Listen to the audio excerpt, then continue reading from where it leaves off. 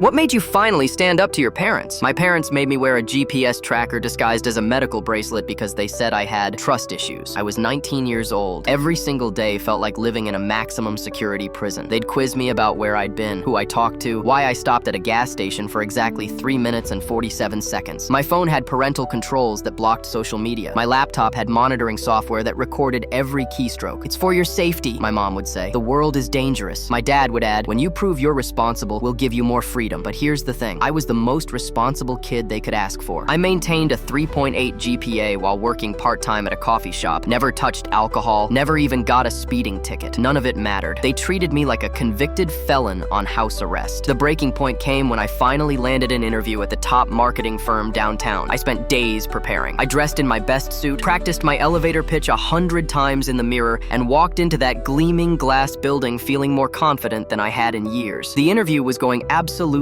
perfectly. Sarah, the hiring manager, seemed genuinely impressed with my portfolio, my creative ideas, my enthusiasm for digital marketing. Then, disaster struck. I was mid-sentence explaining my social media strategy when the conference room doors burst open like a SWAT raid. My mother stormed in, hair disheveled, eyes wild with panic, completely out of breath. "Oh, thank God you're alive," she announced dramatically to the entire room. "Your GPS tracker stopped moving for over an hour and we were certain you'd been kidnapped." Sarah's jaw hit the floor. The two other executives at the table looked absolutely horrified. I wanted to crawl under that mahogany conference table and disappear from existence. "I'm so sorry," I stammered to the interviewer. "This is my mother. She's concerned." My mom kept going. "We were worried sick. You've been in this building for 45 minutes without moving. What if something happened?" The hiring manager cleared his throat awkwardly. "Perhaps we should reschedule this interview." I knew it was over. My dream job gone. They drove me home in complete silence, probably expecting gratitude for their heroic rescue. Instead, that evening they acted like they deserved medals for their paranoia. "We were protecting you from real danger," my dad said proudly, puffing out his chest. "What if you'd actually been kidnapped in that building?" "The GPS tracker works flawlessly," my mom added with satisfaction. "See how quickly we located you? Worth every penny." I stared at them, really stared, and something inside me snapped. I walked to the kitchen, grabbed scissors from the drawer, and returned to the living room. "What are you doing?" my mom asked nervously. Without saying a word, I cut the GPS bracelet right off my wrist. The plastic pieces clattered onto the coffee table. "Track this," I said, dropping the scissors beside the broken tracker. My dad jumped up. "You can't just destroy our property." "Your property?" I laughed bitterly. "This thing has been attached to my body for 8 months. It's not property, it's a leash." My mom tried grabbing my arm. "Honey, you're being dramatic. We're just trying to keep you safe." "No," I said, pulling away. "You're trying to keep me controlled. There's a difference." "You're grounded," my dad declared, "until you learn to respect our rules." That's when I dropped the nuke. "Actually, I'm moving out tonight." Their faces went white. "I've been saving money from work," I continued. "My friend Jake's parents said I can rent their guest room. I already packed my stuff. It's in my car." My mom started crying. "You can't leave. You're not ready." "If you walk out that door, don't come back," my dad shouted. I turned around one last time. "Goodbye."